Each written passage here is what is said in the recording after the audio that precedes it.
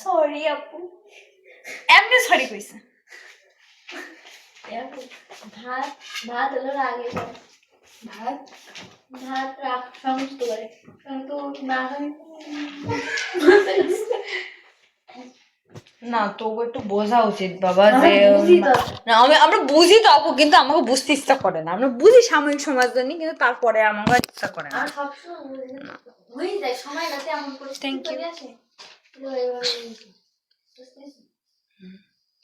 জান মা হাত পা দিয়ে তুই আসেন বাপ খেতে।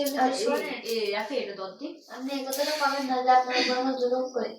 না না, তোমরা হচ্ছে যে আমাকে খাওয়ায় দাওয়ায়, এই যে বিটিটা খাওয়াচ্ছি, এই বিটির সাথে যা ইচ্ছা দেখ করে ফেলে। কি আর করবে, একবেলা সিলেবেই তো। আমরা যা করেন তাই আমার জন্য যথেষ্ট।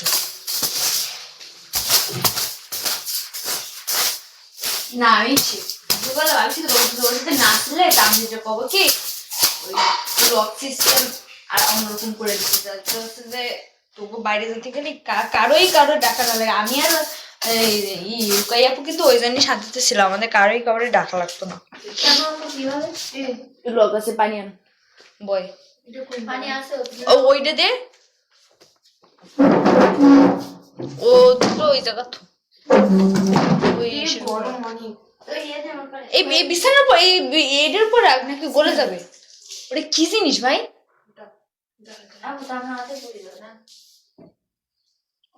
যাই হোক, সবাই তো ওভারঅল কাহিনী শুনেছেন।